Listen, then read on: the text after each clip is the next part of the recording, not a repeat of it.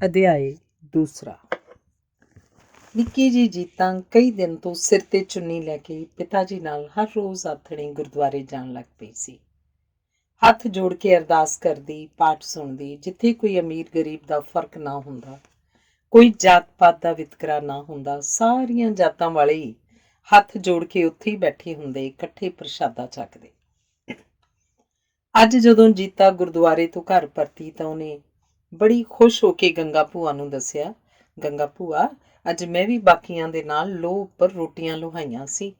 ਪੇੜਾ ਕਰਕੇ ਰੋਟੀ ਮੈਂ ਸਭ ਤੋਂ ਤੇਜ਼ ਵੇਲਦੀ ਸੀ। ਉਹਦੀਆਂ ਗੱਲਾਂ ਸੁਣ ਕੇ ਗੰਗਾ ਭੂਆ ਖੁਸ਼ ਹੋ ਰਹੀ ਸੀ ਤੇ ਫਿਰ ਆਖਣ ਲੱਗੀ, ਕੰਮ ਤਾਂ ਬੰਦੇ ਦੇ ਕਰਮ ਹੁੰਦੇ ਨੇ। ਇਸੇ ਲਈ ਗੀਤਾ ਵਿੱਚ ਕ੍ਰਿਸ਼ਨ ਭਗਵਾਨ ਆਖਦੇ ਨੇ, ਰੱਬ ਨੂੰ ਪਾਉਣ ਲਈ ਗਿਆਨ ਮਾਰਗ, ਭਗਤੀ ਮਾਰਗ, ਕਰਮ ਮਾਰਗ ਹੈ। ਦੱਸਦੀ ਦੱਸਦੀ ਗੰਗਾ ਭੂਆ ਰੁਕ ਗਈ। ਉਹਨੂੰ ਯਾਦ ਆਇਆ, ਅੰਮਾ ਨੇ ਆਖਿਆ ਸੀ ਇਹਨੂੰ ਗੁਰੂ ਘਰ ਦੀਆਂ ਸਾਖੀਆਂ ਵੀ ਸੁਣਾਇਆ ਕਰ। ਉਹ ਬੋਲੀ, ਜੀਤਾਂ ਧੀਏ, ਇੱਕ ਵਾਰੀ ਗੁਰੂ ਨਾਨਕ ਨੇ ਆਪਣੇ ਬਚਨਾਂ ਨਾਲ ਇੱਕ ਠੱਗ ਦੀ ਬੁੱਧੀ ਬਦਲ ਦਿੱਤੀ ਸੀ। ਗੱਲ ਸੁਣ ਕੇ ਜੀਤਾਂ ਹੈਰਾਨ ਹੋ ਕੇ ਪੁੱਛਣ ਲੱਗੀ, ਗੰਗਾ ਭੂਆ, ਸੱਚੀ ਇਉਂ ਹੋਇਆ ਸੀ? ਗੰਗਾ ਭੂਆ ਆਖਣ ਲੱਗੀ, ਕਰਨੀ ਵਾਲੇ ਲੋਕ ਸਭ ਕੁਝ ਕਰ ਸਕਦੇ ਹੁੰਦੇ ਨੇ। ਹਰ ਵੇਲੇ ਰੱਬ ਜੋ ਉਹਨਾਂ ਦੇ ਨਾਲ ਹੁੰਦਾ ਹੈ। ਹੈਰਾਨ ਹੋਈ ਜੀਤਾਂ ਗੰਗਾ ਭੂਆ ਨੂੰ ਪੁੱਛਣ ਲੱਗੀ, ਤੈਨੂੰ ਪਤਾ ਹੈ ਨਾ ਗੰਗਾ ਭੂਆ, ਗੁਰੂ ਤੇਗ ਬਹਾਦਰ ਜੀ ਨੂੰ ਦਿੱਲੀ 'ਚ ਮਾਰ ਦਿੱਤਾ ਸੀ। ਉਹ ਤਾਂ ਐਡੇ ਵੱਡੇ ਭਗਤ ਸਨ, ਰੱਬ ਨੇ ਉਹਨਾਂ ਨੂੰ ਕਿਉਂ ਨਾ ਬਚਾਇਆ? ਨਾਲੇ ਪਾਪੀਆਂ ਦੇ ਗਲ ਕਿਉਂ ਨਾ ਵੱਡੇ ਰੱਬ ਨੇ? ਮਾਰ ਦਿੱਤਾ ਨਹੀਂ ਕਹੀਦਾ ਜੀਤਾਂ, ਸ਼ਹੀਦ ਕਰ ਦਿੱਤਾ ਕਹੀਦਾ। ਤੇ ਜੀਤਾਂ ਦੀਆਂ ਗੱਲਾਂ ਸੁਣ ਕੇ ਗੰਗਾ ਭੂਆ ਸੋਚਾਂ ਜਿਹੀਆਂ 'ਚ ਪੈ ਗਈ ਕਿ ਇੰਨੀ ਤੇਜ਼ ਬੁੱਧੀ ਵਾਲੀ ਲੜਕੀ ਦੇ ਸਵਾਲਾਂ ਨੂੰ ਟਾਲਿਆ ਨਹੀਂ ਜਾ ਸਕਦਾ। ਫਿਰ ਵੀ ਉਹ ਚਾਹੁੰਦੀ ਸੀ ਜੀਤਾਂ ਦੇ ਵਿਸ਼ਵਾਸ ਨੂੰ ਝਟਕਾ ਨਾ ਲੱਗੇ। ਇਸ ਲਈ ਸਮਝਾਉਣ ਲੱਗੀ, ਗੁਰੂ ਤੇਗ ਬਹਾਦਰ ਚਾਹੁੰਦੇ ਤਾਂ ਸਭ ਕੁਝ ਕਰ ਸਕਦੇ ਸੀ, ਪਰ ਉਹ ਤਾਂ ਦੁਨੀਆ ਨੂੰ ਦੱਸਣਾ ਚਾਹੁੰਦੇ ਸਨ ਕਿ ਜ਼ਿੰਦਗੀ ਜੇ ਕਿਸੇ ਚੰਗੇ ਕੰਮ ਲਈ ਲੱਗ ਸਕੇ ਤਾਂ ਜੂਨ ਸਫਲਾ ਹੋ ਜਾਂਦੀ ਹੈ। ਨਾਲੇ ਜੇ ਉਹ ਇਉਂ ਕਰਦੇ ਤਾਂ ਲੋਕਾਂ ਨੇ ਸੋਚਣਾ ਸੀ ਉਹ ਤਾਂ ਗੁਰੂ ਸੀ, ਅਸੀਂ ਕੀ ਕਰੀਏ? ਗੁਰੂ ਨੇ ਸਾਬਤ ਕਰ ਦਿੱਤਾ ਕਿ ਦੇਹ ਦੇ ਸੁੱਖਾਂ ਦੁੱਖਾਂ ਦਾ ਕੋਈ ਅਰਥ ਨਹੀਂ। ਜੇ ਚੰਗੇ ਅਰਥ ਲੱਗ ਸਕੇ ਤਾਂ ਬੰਦਾ ਸਿੱਧਾ ਸਵਰਗ ਨੂੰ ਚਲਾ ਜਾਂਦਾ ਹੈ। ਦੂਰ ਬੈਠੀ ਧਿਆਨ ਨਾਲ ਗੱਲਾਂ ਸੁਣਦੀ ਅੰਮਾ ਬੋਲੀ, ਕੁੜੇ ਗੰਗਾ, ਤੂੰ ਜੀਤਾਂ ਨਾਲ ਸਾਰਾ ਦਿਨ ਗੂੜ ਗਿਆਨ ਨਾ ਛਾਂਟਦੀ ਰਿਹਾ ਕਰ। ਇਹ ਅਜੇ ਨਿਆਣੀ ਹੈ, ਇਹਦੇ ਖੇਡਣ ਦੇ ਦਿਨ ਨੇ। ਅੰਮਾ ਦੀ ਗੱਲ ਸੁਣ ਕੇ ਗੰਗਾ ਭੂਆ ਬੋਲੀ, ਅੰਮਾ, ਖਬਰੇ ਪਿਛਲੇ ਜਨਮਾਂ ਦੀ ਕਮਾਈ ਕਰਕੇ ਕੁੜੀ ਤਾਂ ਬਹੁਤ ਅਗਾਂਹ ਲੰਘ ਆਈ ਹੈ। ਦੇਖਦੀ ਨਹੀਂ ਇਹਦੇ ਚਿਹਰੇ ਦੀ ਆਭਾ, ਇਹਦੀਆਂ ਅੱਖਾਂ ਦੀ ਚਮਕ, ਇਹਦੇ ਟੁਣਕਦੇ ਬੋਲ। ਮੈਨੂੰ ਤਾਂ ਲੱਗਦਾ ਹੈ ਇਹ ਕੋਈ ਦੇਵ ਕੰਨਿਆ ਸਾਡੇ ਘਰ ਦੇ ਚੰਗੇ ਭਾਗਾਂ ਕਰਕੇ ਇੱਥੇ ਆ ਗਈ ਹੈ। ਗੰਗਾ ਭੂਆ ਦੀਆਂ ਗੱਲਾਂ ਸੁਣ ਕੇ ਮਨ ਹੀ ਮਨ ਅੰਮਾ ਖੁਸ਼ ਹੋ ਗਈ ਤੇ ਨਾਲ ਹੀ ਆਖਣ ਲੱਗੀ, ਇਹਦੇ ਨਾਲ ਕਦੇ ਹੱਸਣ ਖੇਡਣ ਦੀਆਂ ਗੱਲਾਂ ਵੀ ਕਰ ਲਿਆ ਕਰ। ਕੋਈ ਨਹੀਂ, ਭਲਕੇ ਇਹਨੂੰ ਨਕਲੀਆਂ ਦੀਆਂ, ਮਰਾਸੀਆਂ ਦੀਆਂ ਤੇ ਇਲ ਬਲੇਲਿਆਂ ਦੀਆਂ ਕਥਾਵਾਂ ਸੁਣਾਉਂਗੀ। ਇਹ ਸੁਣ ਕੇ ਜੀਤਾਂ ਵੀ ਖੁਸ਼ ਹੋ ਗਈ ਤੇ ਪਰਮ ਰਸੋਈ 'ਚ ਕੰਮ ਕਰਦੀ ਆਪਣੀ ਮਾਂ ਨੂੰ ਆਖਣ ਲੱਗੀ, ਮਾਂ, ਗੰਗਾ ਭੂਆ ਕੱਲ ਮੈਨੂੰ ਇਲ ਬਲੇਲਿਆਂ ਦੀਆਂ ਗੱਲਾਂ ਸੁਣਾਊਗੀ। ਮਾਂ ਉਹਦੇ ਵੱਲ ਝਾਕ ਕੇ ਜ਼ਰਾ ਕੁ ਮੁਸਕਰਾ ਕੇ ਚੁੱਪ ਕਰ ਗਈ ਤੇ ਫਿਰ ਆਖਣ ਲੱਗੀ, ਸਿਆਣੇ ਆਖਦੇ ਨੇ, ਹਾਥ ਪਾਉ ਸੇ ਕੰਮ ਕਰ, ਜੀਤ ਨਿਰੰਜਨ ਨਾਲ। ਗੰਗਾ ਭੂਆ ਦੀਆਂ ਗੱਲਾਂ ਵੀ ਸੁਣ ਲਿਆ ਕਰ, ਨਾਲ ਉਹਦੇ ਕੋਲ ਬੈਠ ਕੇ ਸਿਉਣ ਪਰੋਣ ਦਾ ਕੰਮ ਵੀ ਕਰਿਆ ਕਰ। ਲੈ, ਅੰਮਾ ਦੀ ਕੁੜਤੀ ਮੈਂ ਹੀ ਤਾਂ ਸਿਉਂ ਕੇ ਦਿੱਤੀ ਸੀ। ਮੈਂ ਭੋਲਾਂ ਦੀ ਫੁਲਕਾਰੀ ਤੇ ਤੋਪੇ ਪਾ ਕੇ ਦੇਖੇ ਸੀ। ਮੈਨੂੰ ਫੁਲਕਾਰੀ ਕੱਢਣੀ ਵੀ ਆਉਂਦੀ ਹੈ, ਜੀਤਾਂ ਬੋਲੀ। ਕੱਢਿਆ ਕਰ, ਫਿਰ ਆਪਣਾ ਦਾਜ ਤਿਆਰ ਕਰ ਲੈ। ਤੈਨੂੰ ਚਾਦਰ ਛਪਾ ਕੇ ਲਿਆ ਦੂੰਗੀ, ਰੰਗ ਬਰੰਗੇ ਧਾਗਿਆਂ ਨਾਲ ਵੇਲ ਬੂਟੇ ਪਾਇਆ ਕਰ।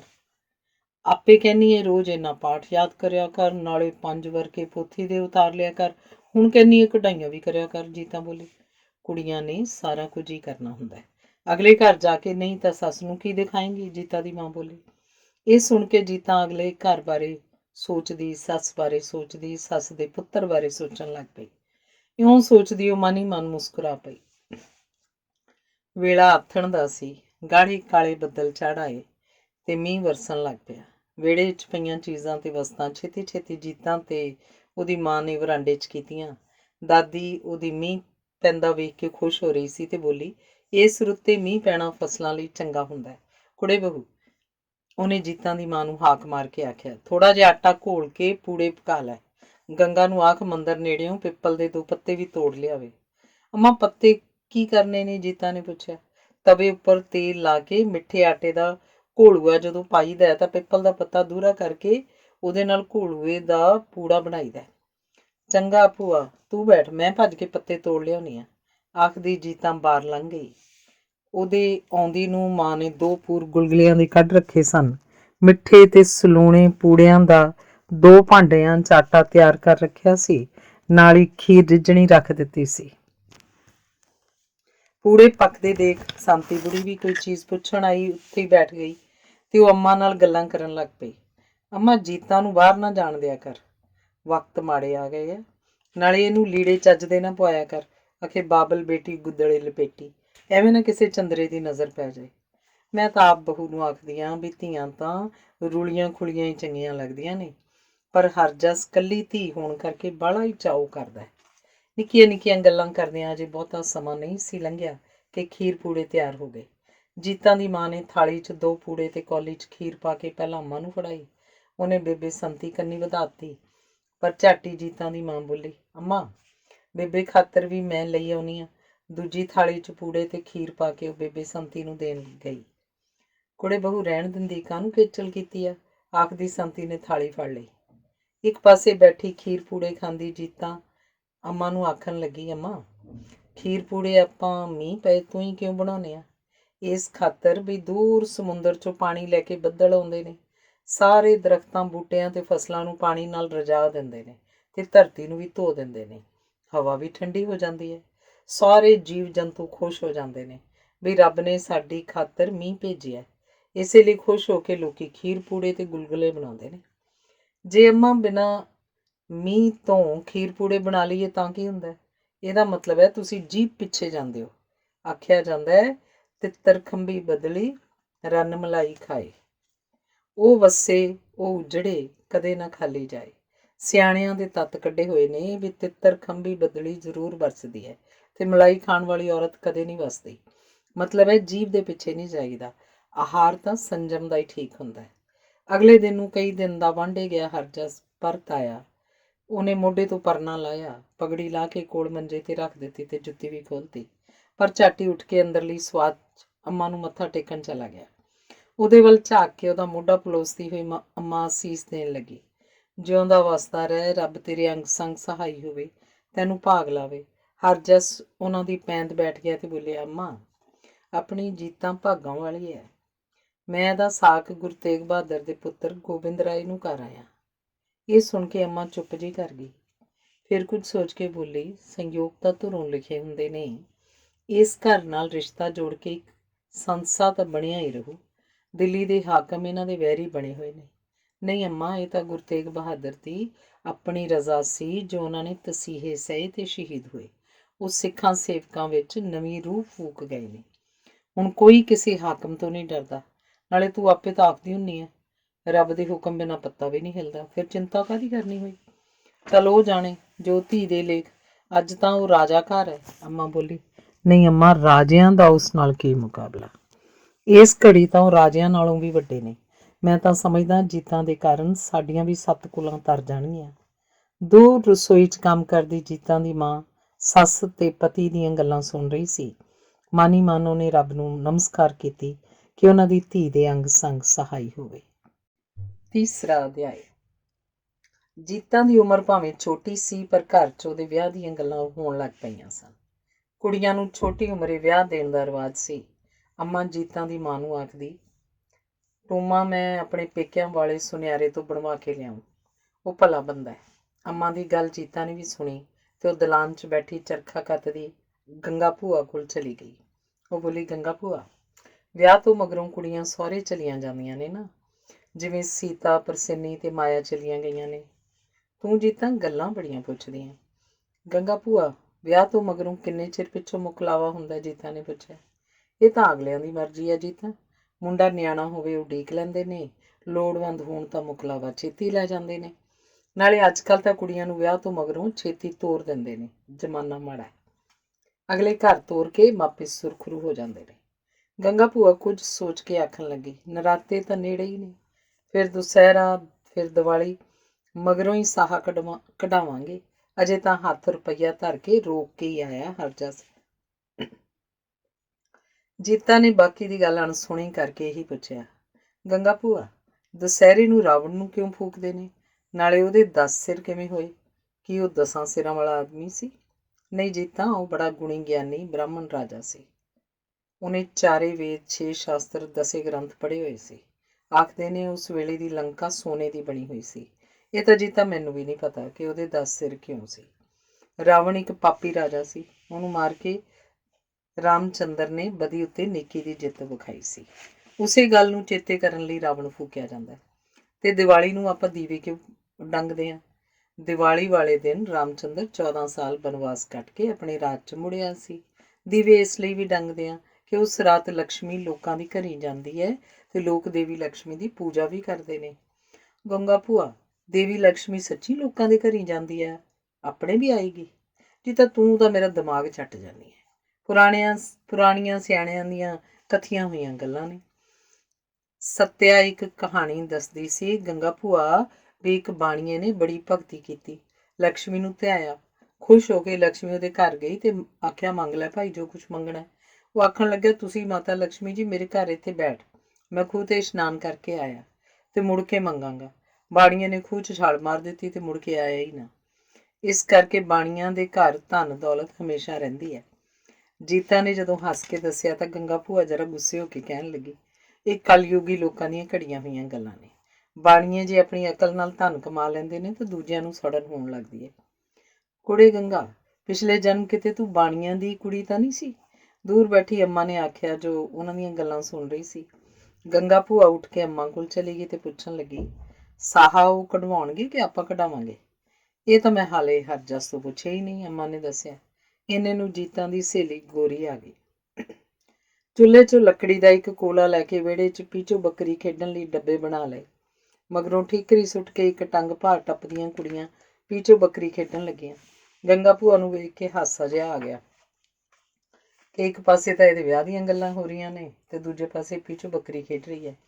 ਗੋਰੀ ਨੇ ਜਦੋਂ ਰੌਣ ਪਿੱਟੀ ਤਾਂ ਜੀਤਾਂ ਗੁੱਸੇ ਹੋ ਗਈ। ਗੌਰੀ ਬੋਲੀ, ਜੇ ਤੂੰ ਮੇਰੇ ਨਾਲ ਗੁੱਸੇ ਹੋਏਂਗੀ ਤਾਂ ਮੈਂ ਗੰਗਾ ਭੂਆ ਨੂੰ ਤੇਰੀ ਈਦ ਵਾਲੀ ਗੱਲ ਦੱਸ ਦੂੰ। ਈਦ ਵਾਲੀ ਕਿਹੜੀ? ਉਹ ਬਈ ਤੂੰ ਸਾਇਰਾ ਨਾਲ ਉਹਦੇ ਘਰ ਗਈ ਸੀ ਤੇ ਉਹਨਾਂ ਦੇ ਮਿੱਠੇ ਚੌਲ ਵੀ ਖਾਧੇ ਸੀ। ਫੇਰ ਕੀ ਹੋ ਗਿਆ? ਗੰਗਾ ਭੂਆ ਆਪੇ ਹੀ ਕਹਿੰਦੀ ਹੁੰਦੀ ਹੈ ਵੀ ਸਾਰੇ ਬੰਦੇ ਰੱਬ ਨੇ ਬਣਾਏ ਨੇ। ਨਾਲੇ ਸਾਇਰਾ ਵੀ ਤਾਂ ਸਾਡੇ ਘਰ ਰੋਟੀ ਖਾ ਲੈਂਦੀ ਹੈ।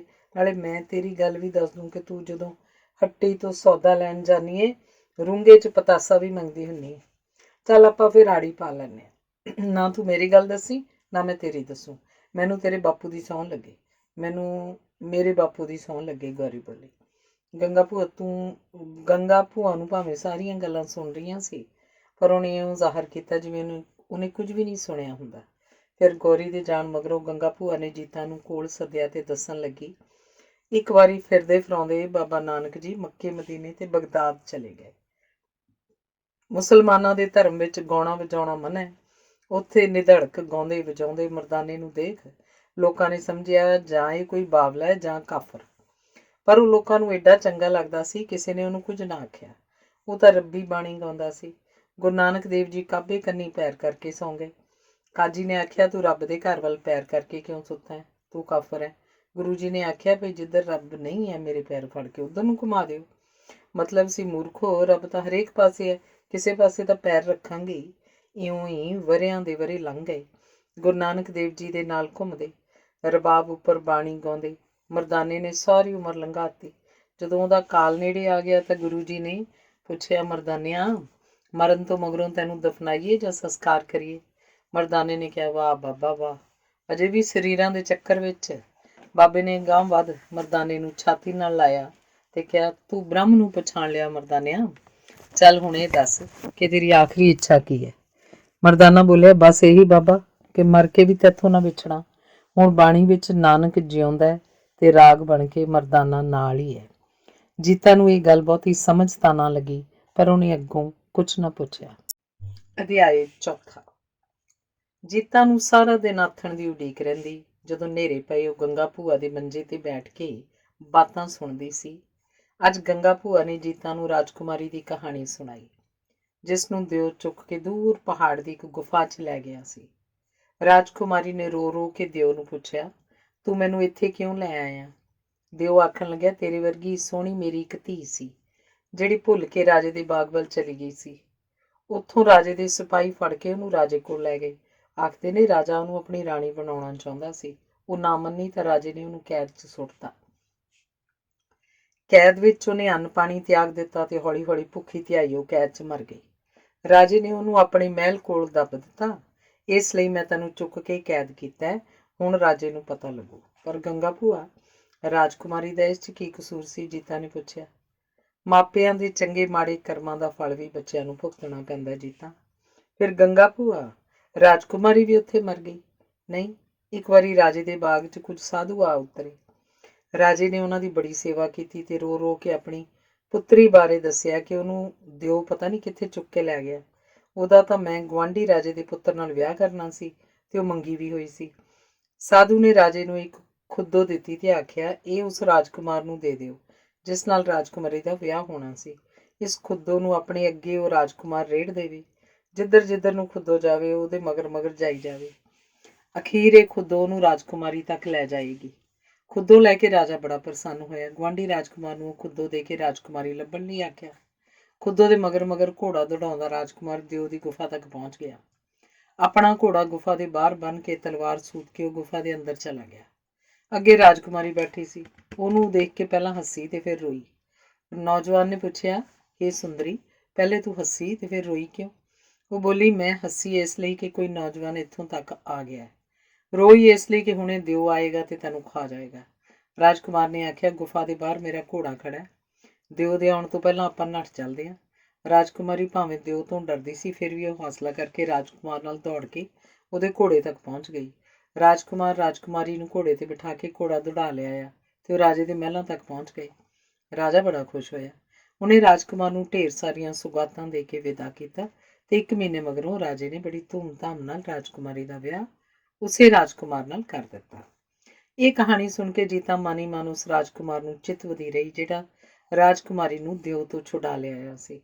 ਤੇ ਅੱਜ ਜਦੋਂ ਉਹਦਾ ਪਿਓ ਉਹਦੀ ਮਾਂ ਨੂੰ ਦੱਸ ਰਿਹਾ ਸੀ ਕਿ ਜੀਤਾ ਦਾ ਸਾਕ ਮੈਂ ਰਾਜੇ ਘਰ ਕਰਕੇ ਆਇਆ, ਤਾਂ ਮਨ ਹੀ ਮਨ ਉਸ ਰਾਜੇ ਘਰ ਦੇ ਰਾਜਕੁਮਾਰ ਨੂੰ ਚਿਤਵਣ ਲੱਗੀ।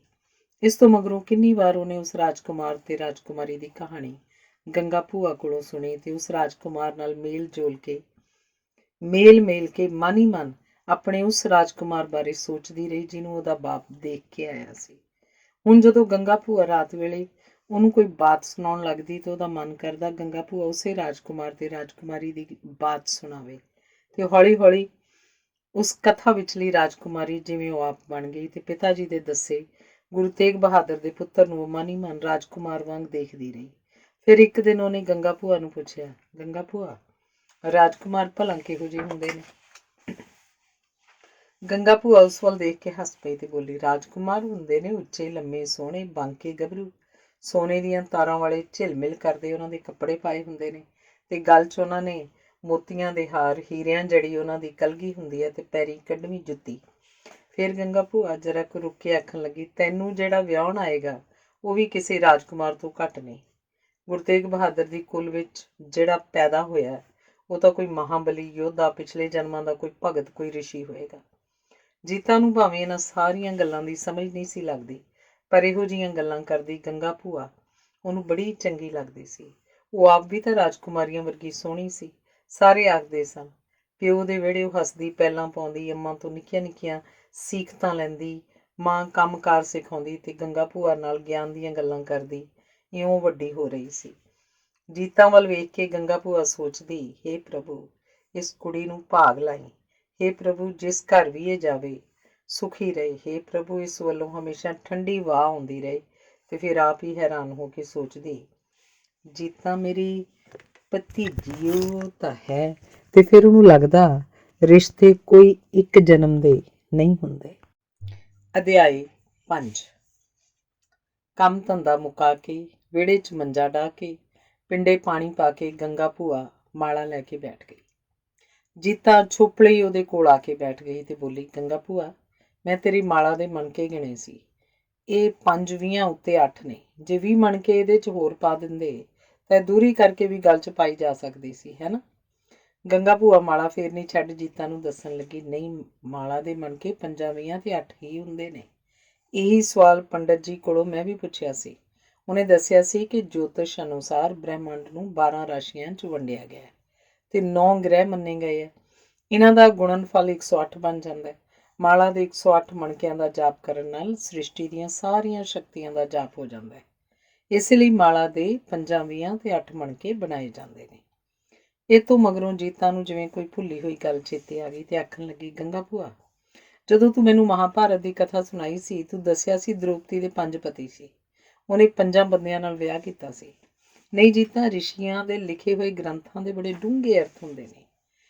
ਇੱਥੇ ਇਹ ਦੱਸਿਆ ਗਿਆ ਹੈ ਕਿ ਜੀਵ 5 ਤੱਤਾਂ ਦਾ ਬਣਿਆ ਹੁੰਦਾ ਹੈ, ਜਿਵੇਂ ਧਰਤੀ, ਆਕਾਸ਼, ਪੌਣ, ਪਾਣੀ ਤੇ ਅਗਨੀ। ਇਹ 5 ਤੱਤ ਹੀ ਉਹਦੀ ਜ਼ਿੰਦਗੀ ਦੇ ਮਾਲਕ ਹੁੰਦੇ ਨੇ। ਗੰਗਾ ਭੂਆ, ਮੈਨੂੰ ਲੱਗਦਾ ਅੱਧੀਆਂ ਗੱਲਾਂ ਤੂੰ ਆਪਣੇ ਕੋਲੋਂ ਹੀ ਜੋੜ ਲੈਂਦੀ ਹੈ। ਗੰਗਾ ਭੂਆ ਫੇਰ ਨਿੰਮਾ ਜਿਹਾ ਮੁਸਕਰਾਈ ਤੇ ਬੋਲੀ, ਜੀਤਾ, ਕੋਈ ਵੀ ਬੰਦਾ ਜੋ ਗੱਲ ਕਰਦਾ ਹੈ ਉਹ ਪ੍ਰਭੂ ਦੀ ਦਿੱਤੀ ਹੋਈ ਸ਼ਕਤੀ ਨਾਲ ਕਰਦਾ ਹੈ, ਨਹੀਂ ਤਾਂ ਮਰੇ ਹੋਏ ਬੰਦੇ ਵਿੱਚੋਂ ਕੁਝ ਵੀ ਨਹੀਂ ਗਿਆ ਹੁੰਦਾ। ਸਿਰਫ ਪ੍ਰਭੂ ਦੀ ਸ਼ਕਤੀ ਚਲੀ ਜਾਣ ਕਰਕੇ ਨਾ ਉਹ ਦੇਖ ਸਕਦਾ ਹੈ, ਨਾ ਉਹ ਬੋਲ ਸਕਦਾ ਹੈ, ਨਾ ਉਹ ਸੁਣ ਸਕਦਾ ਹੈ। ਗੰਗਾ ਭੂਆ, ਜਿਹੜਾ ਪ੍ਰਭੂ ਹੈ ਉਹ ਮੁਸਲਮਾਨਾਂ ਦੇ ਅੱਲਾ ਨਾਲੋਂ ਵੱਖਰਾ ਹੈ ਨਾ, ਨਾਲੇ ਸਾਡੇ ਗੁਰੂਆਂ ਨਾਲੋਂ ਵੀ। ਮੈਨੂੰ ਲੱਗਦਾ ਜਿੱਦਾਂ ਤੂੰ ਆਪਣੀ ਉਮਰ ਦੇ ਲਿਹਾਜ਼ ਨਾਲ ਬੜੀ ਕਾਹਲੀ ਕਾਹਲੀ ਅੱਗੇ ਲੰਘ ਰਹੀ ਹੈ। ਨਹੀਂ, ਤੇਰੇ ਜਿੱਡੇ ਜਵਾਕ ਤਾਂ ਰੋ ਕੇ ਟੁੱਕ ਮੰਗਣ ਵਾਲੇ ਹੁੰਦੇ ਨੇ, ਪਰ ਤੂੰ ਵੱਡੇ ਵੱਡੇ ਸਵਾਲ ਕਰਨ ਲੱਗ ਜਾਂਦੀ ਹੈ। ਹੁਣ ਤੈਨੂੰ ਪ੍ਰਭੂ ਬਾਰੇ ਕੀ ਦੱਸਾਂ? ਬਸ ਇਹੀ ਆਖਿਆ ਜਾ ਸਕਦਾ ਕਿ ਜਿਵੇਂ ਇੱਕ ਰੁੱਖ ਹੁੰਦਾ ਹੈ ਨਾ, ਉਹ ਨਿੱਕੇ ਜਿਹੇ ਬੀਜ ਤੋਂ ਬੂਟਾ ਬਣਦਾ ਹੈ, ਬੂਟੇ ਤੋਂ ਫਿਰ ਰੁੱਖ, ਕਿੰਨੇ ਹੀ ਉਹਦੇ ਟਾਹਣੀਆਂ ਬਣ ਜਾਂਦੇ ਨੇ ਤੇ ਅਨੇਕਾਂ ਉਹਦੇ ਪੱਤੇ, ਫੁੱਲ ਤੇ ਫਲ ਆ ਜਾਂਦੇ ਨੇ। ਉਸੇ ਤਰ੍ਹਾਂ ਰੱਬ ਉਸ ਬੀਜ ਵਾਂਗ ਹੈ ਜਿਸ ਵਿੱਚੋਂ ਇੱਕ ਰੁੱਖ ਤੇ ਫਿਰ ਉਹਦੇ ਟਾਹਣੀਆਂ ਬਣੇ। ਹਿੰਦੂ, ਸਿੱਖ, ਮੁਸਲਮਾਨ, ਈਸਾਈ ਸਾਰੇ ਇੱਕੋ ਰੁੱਖ ਦੇ ਟਾਹਣੀਆਂ ਨੇ। ਗੰਗਾ ਭੂਆ, ਫਿਰ ਲੋਕੀ ਇਉਂ ਕਿਉਂ ਆਖਦੇ ਨੇ ਅਸੀਂ ਮੁਸਲਮਾਨਾਂ ਨਾਲੋਂ ਵੱਖਰੇ ਹਾਂ? ਉਹਨਾਂ ਦਾ ਕੁਰਾਨ ਵੀ ਸਾਡੇ ਨਾਲੋਂ ਵੱਖਰਾ ਹੈ, ਉਹ ਮਾਸ ਵੀ ਖਾ ਲੈਂਦੇ ਨੇ। ਤੂੰ ਜਿਹੜੀਆਂ ਗੱਲਾਂ ਕਰਦੀ ਹੈ ਨਾ, ਇਹ ਤਾਂ ਕਈ ਵਾਰੀ ਵੱਡੇ ਵੱਡਿਆਂ ਦੇ ਨਹੀਂ ਸਮਝ ਆਉਂਦੀਆਂ। ਤੂੰ ਦੇਖ ਨਾ, ਜਿਵੇਂ ਇੱਕ ਬੁੜੀ ਦੇ 3 4 ਮੁੰਡੇ ਹੁੰਦੇ ਨੇ, ਹਰੇਕ ਦੇ ਨੈਣ ਨਕਸ਼, ਚਿਹਰਾ ਮੂਹਰਾ ਦੂਜੇ ਨਾਲੋਂ ਵੱਖਰਾ ਹੁੰਦਾ, ਪਰ ਬੁੜੀ ਤਾਂ ਇੱਕੋ ਦੇ ਪੁੱਤ ਹੁੰਦੇ ਨੇ, ਜਿੰਨਾ ਮਰਜ਼ੀ ਇੱਕ ਦੂਜੇ ਤੋਂ ਵੱਖਰੇ ਸਮਝੀ ਜਾਣ। ਫਿਰ ਗੰਗਾ ਭੂਆ, ਸਿੱਖ ਉਹਨਾਂ ਨਾਲ ਲੜਦੇ ਕਿਉਂ ਨੇ? ਮੁਸਲਮਾਨ ਹਿੰਦੂਆਂ ਨੂੰ ਮਾਰਦੇ ਕਿਉਂ ਨੇ? ਜੀ ਤਾਂ ਸਿੱਖ ਇਸ ਲਈ ਨਹੀਂ ਲੜਦੇ ਵੀ ਉਹ ਮੁਸਲਮਾਨ ਨੇ, ਇਸ ਲਈ ਲੜਦੇ ਨੇ ਵੀ ਮੁਸਲਮਾਨ ਕਿਉਂਕਿ ਹਾਕਮ ਨੇ, ਉਹ ਦੂਜਿਆਂ ਨੂੰ ਬਹੁਤ ਤੰਗ ਕਰਦੇ ਨੇ। ਨਹੀਂ ਤਾਂ ਬਾਬਾ ਜੀ ਨੇ ਮਰਦਾਨੇ ਨੂੰ, ਜਿਹੜਾ ਮੁਸਲਮਾਨ ਸੀ, ਸਾਰੀ ਉਮਰ ਆਪਣਾ ਸਾਥੀ ਬਣਾ ਕੇ ਰੱਖਿਆ। ਅੱਛਾ ਛੱਡ ਇਹ ਗੱਲਾਂ, ਮੈਨੂੰ ਐਂ ਦੱਸ, ਐਤਕੀ ਮੇਲੇ ਤੋਂ ਕੀ ਕੁਝ ਲੈ ਕੇ ਆਵਾਂਗੀ? ਗੰਗਾ ਭੂਆ, ਪਿਤਾ ਜੀ ਮੈਨੂੰ ਮੇਲੇ ਤੇ ਜਾਣ ਲਈ ਚਵਾਨੀ ਦੇਣਗੇ, ਮੈਂ ਆਖ ਦੂੰਗੀ ਚਵਾਨੀ ਗੰਗਾ ਭੂਆ ਨੂੰ ਵੀ ਦਿਓ। ਫਿਰ ਤਾਂ ਆਪਾਂ ਇੰਨੀਆਂ ਚੀਜ਼ਾਂ ਲੈ ਆਵਾਂਗੇ ਵੀ ਪੰਡ ਬੰਨ੍ਹ ਕੇ ਲਿਆਉਣੀ ਪਏਗੀ। ਇੱਕ ਤਾਂ ਮੈਂ ਚੂੜੀਆਂ ਚੜਾਉਣੀਆਂ, ਇੱਕ ਮੈਂ ਮੰਗੋ ਕੱਟੀ ਲਈ ਗਾਨੀ ਲੈ ਕੇ ਆਉਣੀ ਹੈ, ਇੱਕ ਅੰਮਾਂ ਲਈ ਸੁਰਮਾ ਲੈ ਕੇ ਆਉਣਾ, ਉਹ ਠੂਠੀ 'ਚ ਘਸਾ ਕੇ ਰੋਜ਼ ਮੇਰੇ ਪਾਉਂਦੀ ਹੁੰਦੀ ਹੈ ਤੇ ਹੁਣ ਡਲੀ ਮੁੱਕਣ ਵਾਲੀ ਹੈ। ਇੱਕ ਸਤਾਰਿਆਂ ਵਾਲੀ ਚੁੰਨੀ ਲਿਆਵਾਂਗੇ ਮੇਰੀ। ਜੇ ਉੱਥੇ ਗੁੱਡੀਆਂ ਵਿਕਦੀਆਂ ਹੋਈਆਂ ਤਾਂ ਮੈਂ ਇੱਕ ਗੁੱਡਾ ਤੇ ਇੱਕ ਗੁੱਡੀ ਖਰੀਦ ਕੇ ਲਿਆਉਂਗੀ। ਗੁੱਡੀ ਮੈਂ ਬੰਤੋ ਦੀ ਕੁੜੀ ਨੂੰ ਦੇ ਦੇਣੀ ਹੈ। ਵਿਚਾਰੀ ਬੰਤੋ ਜਦੋਂ ਵੀ ਸਾਡੇ ਘਰ ਲੱਸੀ ਲੈਣ ਆਉਂਦੀ ਹੈ, ਉਹਦੀ ਨਿੱਕੀ ਜਿਹੀ ਕੁੜੀ ਮੈਨੂੰ ਆ ਕੇ ਆਖੂ, ਭੈਣੇ ਆਪਣੀ ਗੁੱਡੀ ਦਿਖਾ ਦੇ। ਤੇਰੇ ਲਈ ਆਪਾਂ ਮਲਮਲ ਦੀ ਚਿੱਟੀ ਚੁੰਨੀ ਲਿਆਵਾਂਗੇ, ਨਾਲੇ 1 ਪੈਸੇ ਪਾਉਣ ਵਾਲਾ ਬਟੂਆ। ਲੈ ਹੈ ਕਮਲੀ, ਮੇਰੇ ਕੋਲ ਕਿਹੜਾ ਧੇਲੇ ਹੁੰਦੇ ਨੇ ਜਿਹੜੇ ਆਪਾਂ ਪਾਉਣੇ ਨੇ? ਜਦੋਂ ਕਦੇ ਮੇਰੇ ਪਾਠ ਤੋਂ ਖੁਸ਼ ਹੋ ਕੇ ਪਿਤਾ ਜੀ ਮੈਨੂੰ ਧੇਲਾ ਦਿਆ ਕਰਨਗੇ, ਮੈਂ ਤੈਨੂੰ ਦੇ ਦਿਆ ਕਰੂੰਗੀ। ਫਿਰ ਜਦੋਂ ਤੂੰ ਯਾਤਰਾ ਤੇ ਜਾਇਆ ਕਰੇਂਗੀ, ਉਹ ਸਾਰੇ ਧੇਲੇ ਤੂੰ ਲੈ ਜਾਇਆ ਕਰੀ। ਇਹ ਠੀਕ ਹੈ, ਗੰਗਾ ਭੂਆ ਨੇ ਖੁਸ਼ ਹੋ ਕੇ ਆਖਿਆ। ਦੂਰੋਂ ਮਾਂ ਨੂੰ ਆਉਂਦੀ ਵੇਖ ਜੀਤਾ ਝੱਟ ਉੱਠ ਕੇ ਆਪਣੇ ਮੰਜੇ ਤੇ ਜਾ ਪਈ, ਕਿਉਂਕਿ ਉਹਨੇ ਆਖਣਾ ਸੀ, ਤੂੰ ਹਾਲੇ ਤੱਕ ਸੁੱਤੀ ਨਹੀਂ। ਅਧਿਆਇ 6ਵਾਂ। ਪਤਾ ਨਹੀਂ ਜੀਤਾ ਨੂੰ ਗੰਗਾ ਭੂਆ ਦੀਆਂ ਗੱਲਾਂ 'ਚ ਕਿਉਂ ਇੰਨਾ ਰਸ ਆਉਣ ਲੱਗ ਪਿਆ ਸੀ ਕਿ ਉਹ ਰਾਤ ਹੁੰਦੇ ਹੀ ਗੰਗਾ ਭੂਆ ਦੇ ਮਗਰ ਤੁਰਨ ਲੱਗ ਪੈਂਦੀ ਕਿ ਕਦੋਂ ਇਹ ਸਾਰੇ ਕੰਮ ਮੁਕਾਵੇ ਤੇ ਮੰਜੇ ਤੇ ਜਾ ਕੇ ਉਹਨੂੰ ਕੋਈ ਕਥਾ ਸੁਣਾਵੇ। ਅੱਜ ਜਦੋਂ ਗੰਗਾ ਭੂਆ ਹੱਥ ਪੈਰ ਧੋ ਕੇ, ਹੱਥ ਸੁੱਚੇ ਕਰਕੇ ਆਪਣੇ ਮੰਜੇ ਤੇ ਮਾਲਾ ਫੜ ਕੇ ਬੈਠੀ, ਤਾਂ ਉਹਦੀ ਮਾਲਾ ਫੜ ਕੇ ਜੀਤਾ ਨੇ ਹਾਸੇ ਹਾਸੇ 'ਚ ਆਪਣੀ ਗਲ 'ਚ ਪਾ ਲਈ ਤੇ ਉਹਦੇ ਕੋਲ ਬੈਠ ਗਈ। ਫਿਰ ਗੰਗਾ ਭੂਆ ਦਾ ਹੱਥ ਫੜ ਕੇ ਜੀਤਾ ਬੋਲੀ, ਗੰਗਾ ਭੂਆ, ਉਸ ਦਿਨ ਤੂੰ ਆਖਦੀ ਸੀ ਵੀ ਰੁੱਖ ਦਾ ਬੀਜ ਤਾਂ ਇੱਕ ਹੀ ਹੁੰਦਾ, ਟਾਹਣੀਆਂ ਅੱਡ ਅੱਡ ਹੋ ਜਾਂਦੇ ਨੇ, ਉਸੇ ਤਰ੍ਹਾਂ ਪਰਮੇਸ਼ਰ ਤਾਂ ਇੱਕ ਹੈ। ਹਿੰਦੂ, ਮੁਸਲਮਾਨ, ਸਿੱਖ ਸਭ ਉਹਦੇ ਟਾਹਣੀਆਂ ਨੇ, ਪਰ ਗੰਗਾ ਭੂਆ ਦੂਜੀ ਤਰ੍ਹਾਂ ਦੇ ਬੀਜ ਵਿੱਚੋਂ ਦੂਜੀ ਤਰ੍ਹਾਂ ਦਾ ਰੁੱਖ ਵੀ ਤਾਂ ਉੱਗ ਪੈਂਦਾ। ਇਹਦਾ ਮਤਲਬ ਹੈ ਉਹ ਦੂਜੀ ਤਰ੍ਹਾਂ ਦਾ ਪਰਮੇਸ਼ਰ ਹੋ ਗਿਆ। ਗੰਗਾ ਭੂਆ ਧਿਆਨ ਨਾਲ ਉਸ ਵੱਲ ਝਾਕੀ, ਫੇਰ ਆਖਣ ਲੱਗੀ, ਜੀਤਾ ਤੂੰ ਗੱਲਾਂ ਦੇ ਉੱਪਰਲੇ ਅਰਥ ਲੈ ਲੈਣੀ ਹੈ। ਚੱਲ ਤੈਨੂੰ ਹੋਰ ਤਰ੍ਹਾਂ ਸਮਝਾਉਣੀ ਹੈ ਵੀ ਇੱਕ ਬੰਦਾ ਹੁੰਦਾ ਹੈ, ਕੋਈ ਉਹਨੂੰ ਬਾਪੂ ਆਖਦਾ, ਕੋਈ ਤਾਇਆ, ਕੋਈ ਚਾਚਾ, ਕੋਈ ਮਾਸੜ, ਕੋਈ ਫੁੱਫੜ, ਕੋਈ ਮਾਮਾ। ਬੰਦਾ ਤਾਂ ਉਹ ਇੱਕੋ ਹੀ ਹੁੰਦਾ ਨਾ। ਇਸੇ ਤਰ੍ਹਾਂ ਪਰਮੇਸ਼ਰ ਦਾ ਇੱਕੋ ਹੀ ਹੈ ਨਾ। ਉਹਨੂੰ ਚਾਹੇ ਕਿਸੇ ਨਾਂ ਨਾਲ ਬੁਲਾ ਲਓ, ਬੜੇ ਵਰੇ ਹੋਏ ਸਾਡੇ ਘਰ ਇੱਕ ਮਹਾਤਮਾ ਆਏ ਸੀ। ਕਹਿੰਦੇ ਸੀ ਜੀਵ ਕਈ ਤਰ੍ਹਾਂ ਦੇ ਹੁੰਦੇ ਨੇ। ਜਿਵੇਂ ਕੁਝ ਲੋਕ ਪਸ਼ੂਆਂ ਵਾਂਗ ਨਿਰੀ ਦੇਹ ਦੀ ਪੱਧਰ ਤੇ ਜਿਉਂਦੇ ਨੇ, ਦੇਹ ਦੇ ਦੁੱਖਾਂ ਸੁੱਖਾਂ ਤੋਂ ਗਾਂਹ ਨਹੀਂ ਜਾਂਦੇ। ਕੁਝ ਲੋਕ ਮਨ ਦੀ ਵਰਤੋਂ ਵੀ ਕਰਦੇ ਨੇ, ਚੰਗੇ ਮਾੜੇ ਦਾ ਵਿਚਾਰ ਰੱਖਦੇ ਨੇ। ਕੁਝ ਲੋਕ ਹਿਰਦੇ ਦੇ ਅਧੀਨ ਜਿਉਂਦੇ ਨੇ, ਵੀ ਉਹਨਾਂ ਨੂੰ ਕੋਈ ਗੱਲ ਚੰਗੀ ਮਹਿਸੂਸ ਹੁੰਦੀ ਹੈ ਜਾਂ ਮਾੜੀ। ਇਸ ਤੋਂ ਗਾਂਹ ਭਜਨ ਬੰਦਗੀ ਵਾਲੇ ਪਰਮੇਸ਼ਰ ਦੀ ਪੱਧਰ ਤੇ ਜਿਉਂਦੇ ਨੇ, ਵੀ ਕਿਹੜੀ ਗੱਲ ਪਰਮੇਸ਼ਰ ਨੂੰ ਚੰਗੀ ਲੱਗੂ ਤੇ ਕਿਹੜੀ ਮਾੜੀ। ਤੇ ਪੰਜਵੀਂ ਅਵਸਥਾ ਪਰਮੇਸ਼ਰ ਵਿੱਚ ਰਲ ਜਾਣ ਦੀ ਹੁੰਦੀ ਹੈ। ਉਹਨੂੰ ਗ੍ਰੰਥਾਂ 'ਚ ਸੱਤ ਚਿੱਤ ਆਨੰਦ ਦੀ ਅਵਸਥਾ ਆਖਿਆ ਗਿਆ। ਕੁੜੇ ਗੰਗਾ, ਤੂੰ ਇਹ ਬਾਲੜੀ ਨਾਲ ਕਿਹੜੇ ਗੂੜ ਗਿਆਨ ਦੀਆਂ ਗੱਲਾਂ ਕਰਨ ਲੱਗ ਜਾਂਦੀ ਹੈ? ਇਹ ਕੋਈ ਸਮਝਣ ਜੋਗੀ ਹੈ? ਅੰਮਾ ਨੇ ਉੱਚੀ ਆਵਾਜ਼ 'ਚ ਗੰਗਾ ਨੂੰ ਆਖਿਆ। ਅੰਮਾ, ਬੁੱਧੀ ਦਾ ਉਮਰ ਨਾਲ ਸੰਬੰਧ ਨਹੀਂ ਹੁੰਦਾ, ਨਹੀਂ ਤਾਂ ਸਾਰੇ ਬੁੱਢੇ ਸਿਆਣੇ ਹੁੰਦੇ। ਇਹ ਤਾਂ ਸੰਸਕਾਰਾਂ ਦੀ ਗੱਲ ਹੁੰਦੀ ਹੈ। ਬਾਬਾ ਨਾਨਕ ਕੋਈ ਬੁੱਢਾ ਹੋ ਕੇ ਸਿਆਣਾ ਹੋਇਆ ਸੀ? ਨਾਲੇ ਜੀਤਾਂ ਤਾਂ ਮੈਨੂੰ ਪਿਛਲੇ ਜਨਮ ਦੀ ਕੋਈ ਭਗਤ ਨਹੀਂ ਲੱਗਦੀ ਹੈ, ਤਾਈਓ ਤਾਂ ਇਹਨੂੰ ਇਹ ਗੱਲਾਂ ਚੰਗੀਆਂ ਲੱਗਦੀਆਂ ਨੇ। ਛੱਡ ਪਰੇ ਗੰਗਾ, ਅੱਜ ਕੱਲ੍ਹ ਕਲਯੁੱਗ ਦੇ ਜ਼ਮਾਨੇ 'ਚ ਤਾਂ ਭਗਤਾਂ ਨੂੰ ਭੀੜਾਂ ਹੀ ਨੇ। ਤੂੰ ਆਪਣਾ ਹੀ ਹਾਲ ਵੇਖ ਲੈ। ਰੱਬ ਨੇ ਤਕਦੀਰ ਲਿਖਣ ਲੱਗੇ ਨੇ ਕੁਝ ਸੋਚਿਆ ਹੀ ਨਹੀਂ। ਅੰਮਾ ਬੋਲੀ। ਨਹੀਂ ਅੰਮਾ, ਰੱਬ ਨੂੰ ਤਾਂ ਅਸੀਂ ਵਾਧੂ ਹੀ ਦੋਸ਼ ਦੇਣ ਲੱਗ ਪੈਂਦੇ ਹਾਂ। ਸਭ ਸਾਡੇ ਕਰਮਾਂ ਦਾ ਹੀ ਫਲ ਹੁੰਦਾ। ਕਰਮ ਵੀ ਤਾਂ ਅਸੀਂ ਉਸੇ ਦੇ ਹੁਕਮ ਨਾਲ ਹੀ ਕਰਦੇ ਹਾਂ, ਅੰਮਾ ਨੇ ਦਲੀਲ ਦਿੱਤੀ। ਨਹੀਂ ਅੰਮਾ, ਉਹ ਬੰਦੇ ਨੂੰ ਆਪਣੇ ਵਾਲੀਆਂ ਸਾਰੀਆਂ ਸ਼ਕਤੀਆਂ ਦੇ ਕੇ ਸੰਸਾਰ 'ਚ ਭੇਜ ਦਿੰਦਾ। ਇਹ ਤਾਂ ਅੱਗੋਂ ਉਹਦੀ ਮਰਜ਼ੀ ਹੈ ਵੀ ਉਹ ਪੰਜਾਂ ਤੱਤਾਂ 'ਚ ਕਿਹਦੇ ਅਧੀਨ ਬਹੁਤਾ ਤੁਰਦਾ ਹੈ। ਅਗਨੀ ਤੱਤ ਦੇ ਅਧੀਨ, ਜਲ ਤੱਤ ਦੇ ਅਧੀਨ, ਪੌਣ ਤੱਤ ਦੇ ਅਧੀਨ, ਧਰਤੀ ਜਾਂ ਆਕਾਸ਼ ਤੱਤ ਦੇ ਅਧੀਨ। ਜਿਸ ਤੱਤ ਦੇ ਅਧੀਨ ਤੁਰਦਾ ਉਹੋ ਜਿਹਾ ਉਹਦਾ ਸੁਭਾਅ ਬਣ ਜਾਂਦਾ। ਕੁੜੇ ਗੰਗਾ, ਤੂੰ ਤਾਂ ਸੱਚੀਓ ਬੜਾ ਕੁਝ ਜਾਣਦੀ ਹੈ। ਇਹ ਤਾਂ ਦੱਸ, ਬਹੁਤਾ ਆਕਾਸ਼ ਤੱਤ ਦੇ ਅਧੀਨ ਤੁਰਨ ਵਾਲਾ ਬੰਦਾ ਕਿਹੋ ਜਿਹਾ ਹੁੰਦਾ? ਉਹ ਬਹੁਤਾ ਆਪਣੀਆਂ ਸੋਚਾਂ ਦੇ ਸਹਾਰੇ ਜਿਉਂਦਾ। ਇਉਂ ਧਰਤੀ ਤੱਤ ਵਾਲਾ ਬਹੁਤਾ ਖਾਣ ਪੀਣ ਦੇ ਅਧੀਨ ਜਿਉਂਦਾ। ਇਉਂ ਸਾਰੇ ਤੱਤ ਆਪਣਾ ਆਪਣਾ ਸੁਭਾਅ ਰੱਖਦੇ ਆ। ਅੰਮਾ, ਗੰਗਾ ਭੂਆ ਨੂੰ ਬਾਤਾਂ ਵੀ ਬੜੀਆਂ ਸੋਹਣੀਆਂ ਆਉਂਦੀਆਂ ਨੇ, ਤੂੰ ਵੀ ਮੇਰੇ ਨਾਲ ਰੋਜ਼ ਸੁਣਿਆ ਕਰ, ਜੀਤਾ ਨੇ ਖੁਸ਼ ਹੋ ਕੇ ਅੰਮਾ ਨੂੰ ਦੱਸਿਆ। ਮੈਨੂੰ ਲੱਗਦਾ ਤੂੰ ਗੰਗਾ ਦੀ ਸੀਖਤ ਹੀ ਲਏਂਗੀ, ਸਾਰੇ ਦੀ ਸਾਰੀ। ਮਾਂ ਤਾਂ ਤੇਰੀ ਹਰ ਵੇਲੇ ਸਿਮਰਨ 'ਚ ਲੱਗੀ ਰਹਿੰਦੀ ਹੈ। ਉਹਨੇ ਤਾਂ ਸੱਚ ਕਰ ਦਿਖਾਇਆ ਵੀ ਹਾਥ ਪਾਉਂ ਸੇ ਕੰਮ ਕਰ, ਚਿਤ ਨਿਰੰਜਨ ਨਾਲ। ਅੰਮਾ ਬੋਲੀ। ਅੰਮਾ, ਜੀਤਾਂ ਵਰਗੀ ਧੀ ਕਿਸੇ ਆਮ ਔਰਤ ਦੇ ਤਾਂ ਨਹੀਂ ਸੀ ਜੰਮ ਸਕਦੀ। ਗੰਗਾ ਭੂਆ ਨੇ ਜਦੋਂ ਆਖਿਆ, ਜੀਤਾ ਨੇ ਆਪਣੀ ਗਲ ਤੋਂ ਮਾਲਾ ਲਾ ਕੇ ਗੰਗਾ ਭੂਆ ਨੂੰ ਫੜਾਤੀ ਤੇ ਆਪ ਚੁੱਲ੍ਹੇ ਕੋਲ ਬੈਠੀ ਦੁੱਧ ਤੱਤਾ ਕਰ ਰਹੀ ਆਪਣੀ ਮਾਂ ਕੋਲ ਜਾ ਕੇ ਬੈਠ ਗਈ। ਸੱਤਵਾਂ ਅਧਿਆਇ। ਆਥਣੇ ਜੇ ਜਦੋਂ ਔਰਤਾਂ ਸਿਰਾਂ ਤੇ ਘੜੇ ਚੁੱਕੀ ਖੂਹ ਤੇ ਪਾਣੀ ਭਰਨ ਜਾ ਰਹੀਆਂ ਸਨ, ਤਾਂ ਜੀਤਾ ਨੇ ਮਾਂ ਨੂੰ ਪੁੱਛਿਆ, ਮੈਂ ਵੀ ਜਾਵਾਂ ਖੂਹ ਤੋਂ ਪਾਣੀ ਭਰਨ? ਉਹ ਬੋਲੀ, ਆਪਣੇ ਤਾਂ ਕਪੂਰੀ ਝਿਉਰ ਵਹਿੰਗੀ ਤੇ ਘੜੇ ਰੱਖ ਕੇ ਦੇ ਜਾਂਦਾ, ਤੈਂ ਕੀ ਕਰਨ ਜਾਣਾ? ਫਿਰ ਵੀ ਉਹ ਕਿੰਨਾ ਚਿਰ ਔਰਤਾਂ ਨੂੰ ਪਾਣੀ ਭਰਨ ਜਾਂਦੀਆਂ ਦੇਖਦੀ ਰਹੀ। ਅਚਾਨਕ ਦੂਰ ਬੀਹੀ ਦੇ ਸਿਰ ਤੇ ਉਹਨੂੰ ਆਪਣਾ ਮਾਮਾ ਆਉਂਦਾ ਦਿਸਿਆ ਤੇ ਉਹ ਖਿੜ ਗਈ। ਭੱਜ ਕੇ ਅੰਦਰ ਮਾਂ ਨੂੰ ਦੱਸਿਆ, ਮਾਮਾ ਆ ਰਿਹਾ। ਉਹਨੇ ਚਾਦਰਾ ਬੰਨਿਆ ਹੋਇਆ ਸੀ, ਉੱਤੇ ਖੁੱਲਾ ਕੁੜਤਾ, ਸਿਰ ਤੇ ਪੱਗ ਤੇ ਹੱਥ ਵਿੱਚ ਸੰਮਾਂ ਵਾਲੀ ਡਾਂਗ ਫੜੀ ਹੋਈ ਸੀ। ਮੋਢੇ ਤੇ ਕੱਪੜਿਆਂ ਵਾਲੀ ਗੰਢ ਤੇ ਪੰਜੀਰੀ ਵਾਲੀ ਪੀਪੀ ਮਗਰ ਲਮਕਾਈ ਹੋਈ ਸੀ। ਘਰ ਪਹੁੰਚ ਕੇ ਉਹਨੇ ਡਾਂਗ ਕੰਧ ਨਾਲ ਖੜੀ ਕਰਤੀ, ਚੀਜ਼ਾਂ ਲਾ ਕੇ ਮੰਜੇ ਤੇ ਰੱਖਤੀਆਂ। ਮਗਰੋਂ ਜੁੱਤੀ ਲਾ ਕੇ ਪਹਿਲਾਂ ਅੰਮਾ ਨੂੰ ਮੱਥਾ ਟੇਕਿਆ, ਫਿਰ ਗੰਗਾ ਭੂਆ ਨੂੰ। ਦੋਹਾਂ ਨੇ ਸੀਸਾਂ ਦਿੱਤੀਆਂ, ਜਿਉਂਦਾ ਰਹਿ, ਰੱਬ ਤੈਨੂੰ ਭਾਗ ਲਾਏ। ਸਭ ਤੋਂ ਮਗਰੋਂ ਆਪਣੀ ਭੈਣ ਨੂੰ ਮੱਥਾ ਟੇਕਿਆ। ਜੀਤਾਂ ਦੇ ਮਾਮੇ ਨੇ ਸਿਰ ਪਲੋਸਿਆ ਤੇ ਅੰਮਾ ਨੇ ਆਖਿਆ, ਬਹਿ ਜਾ ਪੁੱਤਾ ਮੰਜੇ ਤੇ। ਜੀਤਾਂ ਵੀ ਉਹਦੇ ਕੋਲ ਹੀ ਮੰਜੇ ਤੇ ਬੈਠ ਗਈ। ਮਾਮੀ ਨਹੀਂ ਆਈ? ਜੀਤਾ ਨੇ ਪੁੱਛਿਆ। ਮਾਮੀ ਆਉਂਦੀ ਤਾਂ ਮਗਰੋਂ ਘਰ ਕੌਣ ਸੰਭਾਲਦਾ? ਮਾਮੇ ਨੇ ਹੱਸ ਕੇ ਆਖਿਆ। ਇੰਨੇ ਨੂੰ ਜੀਤਾਂ ਦੀ ਮਾਂ ਦੌੜੀ 'ਚੋਂ ਦੁੱਧ ਦਾ ਛੰਨਾ ਭਰ ਕੇ ਵਿੱਚ ਦੇਸੀ ਖੰਡ ਘੋਲ ਕੇ ਵੀਰ ਲਈ ਲੈ ਆਈ। ਉਹਨੇ ਛੰਨਾ ਫੜਨ ਤੋਂ ਪਹਿਲਾਂ ਪੰਜੀਰੀ ਵਾਲੀ ਪੀਪੀ ਅੱਗੇ ਰੱਖ ਕੇ ਮਗਰੋਂ ਕੱਪੜਿਆਂ ਵਾਲੀ ਗੰਢ ਕੋਲ ਰੱਖਦਿਆਂ ਆਖਿਆ, ਇਹ 'ਚ ਕੁਝ ਲੀੜੇ ਨੇ। ਦੁੱਧ ਦਾ ਛੰਨਾ ਫੜਾ ਕੇ ਜੀਤਾਂ ਦੀ ਮਾਂ ਨੇ ਪੰਜੀਰੀ ਵਾਲੀ ਪੀਪੀ ਤੇ ਕੱਪੜਿਆਂ ਵਾਲੀ ਗੰਢ ਅੰਮਾ ਦੇ ਅੱਗੇ ਲਿਜਾ ਧਰੀ। ਅੰਮਾ ਨੇ ਖੋਲ੍ਹ ਕੇ ਦੇਖਿਆ, ਹਰਜਸ ਲਈ ਪਗੜੀ ਸੀ, ਅੰਮਾ ਲਈ ਤੇ ਗੰਗਾ ਭੂਆ ਲਈ ਲੀੜੇ ਸਨ। ਕੁਝ ਕੱਪੜੇ ਜੀਤਾਂ ਤੇ ਉਹਦੀ ਮਾਂ ਦੇ ਸਨ। ਅੰਮਾ ਨੇ ਖੁਸ਼ ਹੋ ਕੇ ਬਾਟੀਆਂ 'ਚ ਪਾ ਕੁਝ ਪੰਜੀਰੀ ਆਲੇ ਦੁਆਲੇ ਦੇ ਘਰਾਂ 'ਚ ਭੇਜੀ।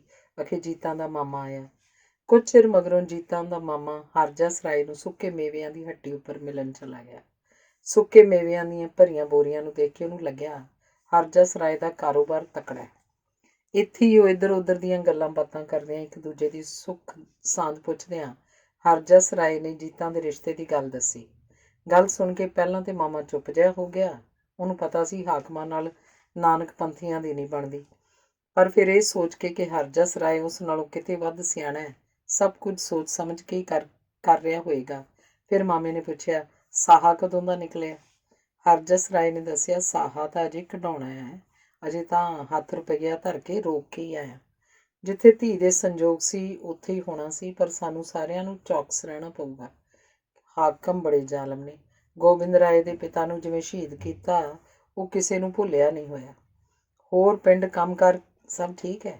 ਵੇਲੇ ਸਿਰ ਮੀਂਹ ਪੈ ਜਾਏ ਤਾਂ ਫਸਲ ਬਾਹਲੀ ਚੰਗੀ ਹੋ ਜਾਂਦੀ ਹੈ, ਨਹੀਂ ਤਾਂ ਖੂਹ ਦੇ ਪਾਣੀ ਨਾਲ ਹੀ ਫਸਲ ਪਾਲਣੀ ਪੈਂਦੀ ਹੈ। ਇਸੇ ਕਰਕੇ ਮਾਲ ਬੱਚੇ ਦਾ ਵੀ ਪੂਰਾ ਧਿਆਨ ਰੱਖਣਾ ਪੈਂਦਾ ਹੈ। ਆਪਣੇ ਕੋਲ 2-3 ਮੱਝਾਂ ਚੰਗੀ ਨਸਲ ਦੀਆਂ ਨੇ, ਦੁੱਧ ਘਿਓ ਦੀ ਕੋਈ ਤੋਟ ਨਹੀਂ। ਟੱਬਰ ਤੋਂ ਬਚਦਾ ਘਿਓ ਬਲਦਾਂ ਨੂੰ ਚਾਰ ਛੱਡੀਦਾ, ਉਹੋ ਜਿਹਾ ਫਿਰ ਉਹ ਕੰਮ ਵਧੀਆ ਦਿੰਦੇ ਨੇ। ਗਾਦੀ ਤੇ ਬੈਠਾ ਬੰਦਾ ਭਾਵੇਂ ਥੱਕ ਜਾਏ, ਉਹ ਨਹੀਂ ਥੱਕਦੇ। ਕਦੇ ਮਾਰਿਆ ਕਰੋ ਪਿੰਡ ਕੰਨੀ ਗੇੜਾ, ਜੀਤਾ ਦੇ ਮਾਮੇ ਨੇ ਹਰਜਸ ਰਾਏ ਨੂੰ ਆਖਿਆ। ਸੋਚਿਆ ਤਾਂ ਕਈ ਵਾਰ ਹੈ, ਪਰ ਪਿੰਡਾ ਹੀ ਬੜਾ ਮਾਰਨਾ ਪੈਂਦਾ ਹੈ। ਐਡੀ ਦੂਰ ਜਾਵੇ ਵੀ ਬੰਦਾ 5-7 ਦਿਨ ਰਹਿ ਨਾ ਸਕੇ ਤਾਂ ਉਹਦਾ ਵੀ ਕੋਈ ਫਾਇਦਾ ਨਹੀਂ। 5-10 ਦਿਨ ਕਦੇ ਵਿਹਲੇ ਹੀ ਨਹੀਂ ਹੁੰਦੇ। ਸਾਹਾ ਭਾਵੇਂ ਕਦੋਂ ਨਾ ਨਿਕਲੇ, ਤਿਆਰੀਆਂ ਤਾਂ ਆਪਾਂ ਨੂੰ ਹੁਣ ਤੋਂ ਹੀ ਕਰਨੀਆਂ ਪੈਣਗੀਆਂ। ਨਾਲੇ ਬਰਾਤ ਵੀ ਖਾਸੀ ਆਊ, ਗੁਰੂ ਦੀ ਸਿੱਖੀ ਸੇਵਕੀ ਵੀ ਬੜੀ ਤਕੜੀ ਆ, ਜੀਤੇ ਦੇ ਮਾਮੇ ਨੇ ਆਖਿਆ। ਬਰਾਤ ਜਿੰਨੀ ਮਰਜ਼ੀ ਆ ਜਾਓ, ਜਿੰਨੇ ਦਿਨ ਮਰਜ਼ੀ ਰਹੇ, ਇਸ ਗੱਲ ਦੀ ਕੋਈ ਚਿੰਤਾ ਨਹੀਂ। ਚਿੰਤਾ ਤਾਂ ਮੈਨੂੰ ਇਸ ਗੱਲ ਦੀ ਹੈ ਵੀ ਹਾਕਮ ਰਾਹ 'ਚ ਵਿਘਨ ਪਾਉਣ ਦੀ ਕੋਸ਼ਿਸ਼ ਨਾ ਕਰਨ। ਜਿੱਥੋਂ ਦੀ ਬਰਾਤ ਨੇ ਲੰਘਣਾ ਹੋਊ, ਆਪਾਂ ਪਹਿਲਾਂ ਹੀ ਲੋਕਾਂ ਨੂੰ ਚੌਕਸ ਕਰ ਦਿਆਂਗੇ, ਜੀਤਾ ਦੇ ਮਾਮੇ ਨੇ ਆਖਿਆ। ਮਾਮੇ ਦੇ ਆਉਣ ਦੇ ਚਾਅ 'ਚ ਜੀਤਾ ਆਥਣੇ ਵੀ ਗੰਗਾ ਭੂਆ ਦੇ ਦੁਆਲੇ ਹੋਣ ਦੀ ਥਾਂ ਮਾਂ ਤੇ ਮਾਮੇ ਦੀਆਂ ਨਿੱਕੀਆਂ-ਨਿੱਕੀਆਂ ਗੱਲਾਂ ਸੁਣਦੀ ਰਹੀ। ਮਾਮਾ ਆਖਦਾ ਸੀ, ਭੈਣ ਤੂੰ ਛੇਤੀ ਗੇੜਾ ਮਾਰਿਆ ਕਰ। ਬੇਬੇ ਆਖਦੀ ਸੀ, ਬੜਾ ਹੀ ਮਿਲਣ ਨੂੰ ਜੀ ਕਰਦਾ। ਅੰਮਾ ਨੇ ਦੂਰੋਂ ਹੀ ਟੋਕ ਕੇ ਆਖਿਆ, ਪਰ ਪੁੱਤ ਸਾਡਾ ਨਹੀਂ ਨਾ ਇੱਥੇ ਸਰਦਾ।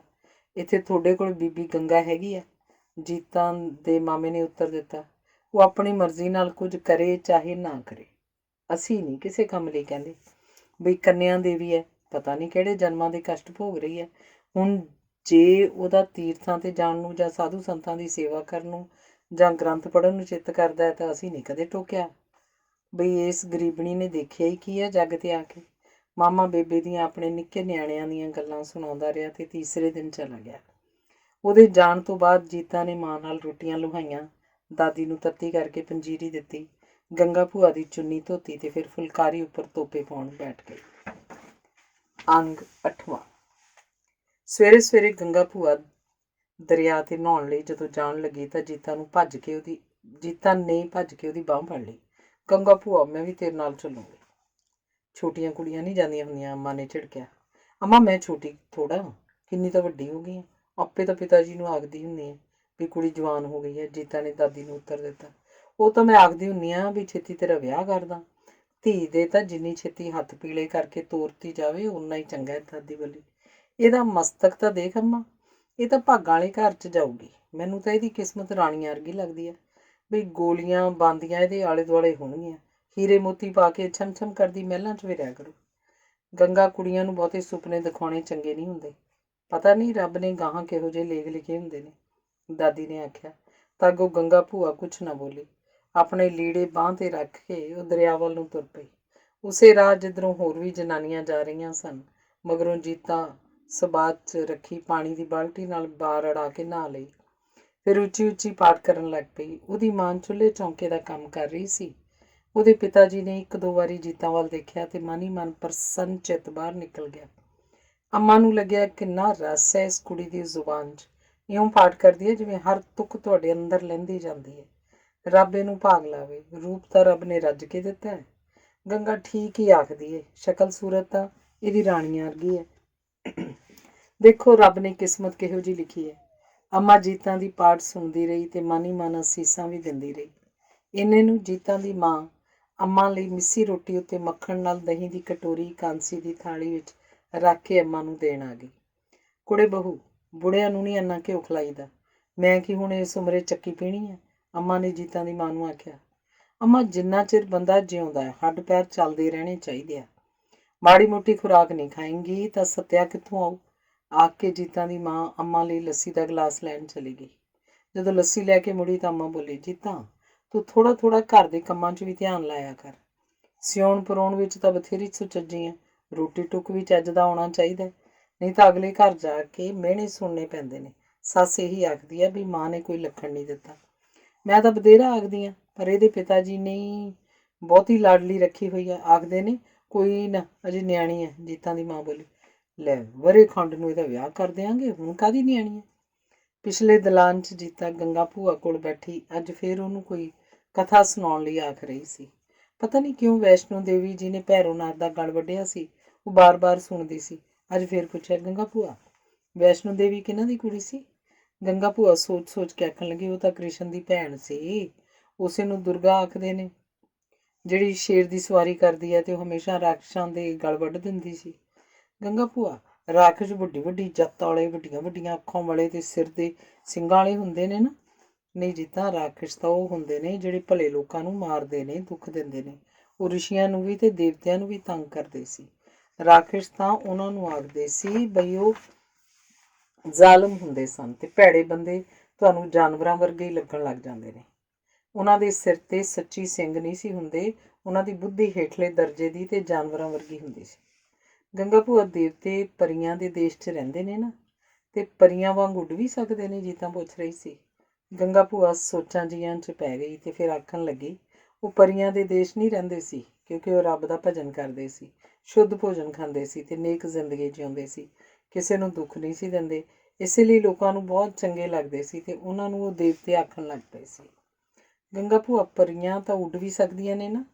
ਗੰਗਾ ਭੂਆ ਜੀਤਾਂ ਦੇ ਮੂੰਹ ਵੱਲ ਵੇਖ ਕੇ ਹੱਸ ਪਈ ਤੇ ਫਿਰ ਆਖਣ ਲੱਗੀ, ਜਿਵੇਂ ਖੂਹ ਵਿੱਚੋਂ ਜਿੰਨਾ ਮਰਜ਼ੀ ਪਾਣੀ ਕੱਢ ਦਿਓ, ਚਾਹੇ ਟੰਡਾਂ ਗੇੜ ਕੇ, ਚਾਹੇ ਡੋਲ ਨਾਲ, ਉਹ ਮੁੱਕਦਾ ਨਹੀਂ। ਇਸੇ ਤਰ੍ਹਾਂ ਨਾਲ ਭਗਵਾਨ ਕੋਲੋਂ ਸਾਰੀਆਂ ਸ਼ਕਤੀਆਂ ਹੈਗੀਆਂ ਨੇ। ਜਿਹੜਾ ਵੀ ਬੰਦਾ ਭਗਵਾਨ ਨਾਲ ਜਿੰਨਾ ਕੁ ਰਿਸ਼ਤਾ ਬਣਾ ਲੈਂਦਾ, ਉਨੀਆਂ ਕੁ ਸ਼ਕਤੀਆਂ ਉਸ 'ਚ ਆ ਜਾਂਦੀਆਂ ਨੇ। ਚੱਲ ਮੈਂ ਤੈਨੂੰ ਕ੍ਰਿਸ਼ਨ ਜੀ ਦੀ ਗੱਲ ਸੁਣਾਉਂਦੀ ਹਾਂ। ਇੱਕ ਰਾਜਾ ਸੀ ਕੰਸ। ਉਹਨੂੰ ਜੋਤਸ਼ੀਆਂ ਨੇ ਆਖਤਾ ਕਿ ਤੇਰੀ ਭੈਣ ਦਾ ਕੋਈ ਬੱਚਾ ਹੀ ਤੈਨੂੰ ਮਾਰੇਗਾ। ਉਹਨੇ ਆਪਣੀ ਭੈਣ ਤੇ ਭਣਵਈਏ ਨੂੰ ਕੈਦ ਕਰ ਲਿਆ, ਜਿਹੜਾ ਵੀ ਬੱਚਾ ਹੋਵੇ ਉਹਨੂੰ ਮਰਵਾ ਦੇਵੇ। ਪਹਿਰੇ ਵਾਲਿਆਂ ਨਾਲ ਮਿਲ ਕੇ ਦੇਵਕੀ ਨੇ ਆਪਣਾ ਪੁੱਤਰ ਯਸ਼ੋਦਾ ਕੋਲ ਮਥੁਰਾ ਪਹੁੰਚਾਤਾ ਤੇ ਯਸ਼ੋਦਾ ਨੇ ਆਪਣੀ ਧੀ ਦੇਵਕੀ ਨੂੰ ਦੇਤੀ। ਅਗਲੇ ਦਿਨ ਕੰਸ ਨੂੰ ਜਦੋਂ ਪਤਾ ਲੱਗਾ ਕਿ ਦੇਵਕੀ ਦੇ ਧੀ ਪੈਦਾ ਹੋਈ ਹੈ ਤਾਂ ਉਹਨੂੰ ਮਾਰਨ ਲਈ ਉਹ ਆ ਪਹੁੰਚਿਆ। ਬੱਚੀ ਨੂੰ ਪੈਰਾਂ ਤੋਂ ਫੜ ਕੇ ਜਦੋਂ ਭੁੰਜੇ ਮਾਰਨ ਲੱਗਾ ਤਾਂ ਬੱਚੀ ਅਸਮਾਨ ਨੂੰ ਉੱਡ ਗਈ। ਆਖਦੇ ਨੇ ਅਸਮਾਨ 'ਚ ਜਾ ਕੇ ਉਹ ਲੜਕੀ ਅਸਮਾਨੀ ਬਿਜਲੀ ਬਣ ਗਈ। ਫਿਰ ਉਹਦਾ ਜਨਮ ਦੁਰਗਾ ਦੇ ਰੂਪ 'ਚ ਹੋਇਆ, ਜਿਹੜੀ ਸ਼ਤਰੂਆਂ ਦਾ ਹਮੇਸ਼ਾ ਨਾਸ ਕਰਦੀ ਸੀ। ਉਹੀ ਦੁਰਗਾ ਵੈਸ਼ਨੋ ਦੇਵੀ ਬਣੀ। ਭੂਆ ਜਦੋਂ ਦੱਸ ਰਹੀ ਸੀ ਤਾਂ ਜੀਤਾ ਹੈਰਾਨ ਹੋ ਕੇ ਉਹਦੇ ਮੂੰਹ ਵੱਲ ਦੇਖ ਰਹੀ ਸੀ ਤੇ ਫਿਰ ਪੁੱਛਣ ਲੱਗੀ, ਗੰਗਾ ਭੂਆ ਉਹ ਨਿੱਕੀ ਜੀ ਕੁੜੀ ਅਸਮਾਨ ਵੱਲ ਕਿਵੇਂ ਉੱਡ ਗਈ? ਭਗਵਾਨ ਜੋ ਚਾਹੁੰਦਾ ਉਹੀ ਹੋ ਜਾਂਦਾ। ਤੈਨੂੰ ਮੈਂ ਪ੍ਰਹਿਲਾਦ ਦੀ ਕਥਾ ਨਹੀਂ ਸੀ ਸੁਣਾਈ? ਪ੍ਰਹਿਲਾਦ ਦਾ ਬਾਪ ਆਖਦਾ ਸੀ, ਰੱਬ ਰੁੱਬ ਕੋਈ ਨਹੀਂ, ਮੈਨੂੰ ਰਾਜੇ ਨੂੰ ਹੀ ਰੱਬ ਮੰਨੋ। ਪ੍ਰਹਿਲਾਦ ਉਹਦੇ ਬੇਟੇ ਨੇ ਜਦੋਂ ਉਹਨੂੰ ਰੱਬ ਨਾ ਮੰਨਿਆ ਤਾਂ ਉਹਨੂੰ ਮਾਰਨ ਦਾ ਹੁਕਮ ਦੇ ਦਿੱਤਾ। ਪਹਿਲਾਂ ਉਹਨੂੰ ਪਹਾੜ ਤੋਂ ਡਿੱਗਿਆ ਗਿਆ, ਫਿਰ ਉਹ ਨਾ ਮਰਿਆ, ਫਿਰ ਉਹਨੂੰ ਦਰਿਆ 'ਚ ਰੋੜਿਆ, ਉਹ ਫਿਰ ਵੀ ਨਾ ਮਰਿਆ। ਫਿਰ ਉਹਦੇ ਬਾਪ ਹਰਨਾਕਸ਼ ਨੇ ਲੋਹੇ ਦਾ ਇੱਕ ਥੰਮ ਅੱਗ 'ਚ ਲਾਲ ਕਰਾਇਆ ਤੇ ਪ੍ਰਹਿਲਾਦ ਨੂੰ ਆਖਿਆ, ਇਹਨੂੰ ਜੱਫੀ ਪਾ। ਬੱਚਾ ਸੀ, ਘਬਰਾ ਗਿਆ। ਉਸ ਵੇਲੇ ਭਗਵਾਨ ਕੀੜੀ ਬਣ ਕੇ ਥੰਮ ਉੱਤੇ ਫਿਰਨ ਲੱਗ ਪਿਆ। ਪ੍ਰਹਿਲਾਦ ਨੇ ਸੋਚਿਆ, ਜੇ ਕੀੜੀ ਨੂੰ ਕੁਝ ਨਹੀਂ ਹੁੰਦਾ ਮੈਨੂੰ ਕੀ ਹੋਏਗਾ? ਉਹਨੇ ਤੱਤੇ ਥੰਮ ਨੂੰ ਜੱਫੀ ਪਾ ਲਈ। ਉਸ ਰਾਜੇ ਹਰਨਾਕਸ਼ ਨੇ ਤਪ ਕਰਕੇ ਵਰ ਲਿਆ ਹੋਇਆ ਸੀ ਕਿ ਨਾ ਮੈਂ ਦਿਨੇ ਮਰਾਂ ਨਾ ਰਾਤ, ਨਾ ਮੈਂ ਘਰ ਦੇ ਅੰਦਰ ਮਰਾਂ ਨਾ ਬਾਹਰ ਮਰਾਂ, ਨਾ ਮੈਨੂੰ ਕੋਈ ਬੰਦਾ ਮਾਰ ਸਕੇ ਨਾ ਹੀ ਜਾਨਵਰ। ਉਸ ਥੰਮ ਨੂੰ ਪਾੜ ਕੇ ਇੱਕ ਜੀਵ ਪ੍ਰਗਟ ਹੋਇਆ, ਜਿਹਦਾ ਅੱਧਾ ਧੜ ਬੰਦੇ ਦਾ ਸੀ ਤੇ ਅੱਧਾ ਜਾਨਵਰ ਦਾ। ਉਹਨੇ ਹਰਨਾਕਸ਼ ਨੂੰ ਉਹਦੇ ਮਹਿਲ 'ਚ ਜਾ ਘੇਰਿਆ ਤੇ ਉਹਨੂੰ ਫੜ ਕੇ ਦੇਹਲੀ ਉੱਤੇ ਸੁੱਟ ਲਿਆ। ਹੁਣ ਉਹ ਨਾ ਅੰਦਰ ਸੀ ਨਾ ਬਾਹਰ। ਉਸ ਵੇਲੇ ਦਿਨ ਦਾ ਛਪਾ ਸੀ, ਜਿਸ ਕਰਕੇ ਨਾ ਦਿਨ ਸੀ ਨਾ ਰਾਤ। ਇਉਂ ਉਸ ਜੀਵ ਨੇ ਹਰਨਾਕਸ਼ ਨੂੰ ਮਾਰਿਆ। ਸੋ ਭਗਵਾਨ ਕੀ ਨਹੀਂ ਕਰ ਸਕਦਾ? ਗੰਗਾ ਭੂਆ ਦੀਆਂ ਗੱਲਾਂ ਸੁਣ ਕੇ ਅੰਮਾ ਬੋਲੀ, ਕੁੜੇ ਗੰਗਾ, ਤੂੰ ਇਹਨੂੰ ਕੋਈ ਗੁਰੂਆਂ ਦੀਆਂ ਸਾਖੀਆਂ ਸੁਣਾਇਆ ਕਰ। ਗੰਗਾ ਭੂਆ ਆਖਣ ਲੱਗੀ, ਫੇਰ ਇਹਨੇ ਕਿਹੜਾ ਬਾਤਾਂ ਸੁਣਨ ਤੋਂ ਹਟ ਜਾਣਾ? ਹੌਲੀ ਹੌਲੀ ਗੁਰੂਆਂ ਦੀਆਂ ਸਾਖੀਆਂ ਵੀ ਸੁਣਾਈਆਂ ਜਾਣਗੀਆਂ।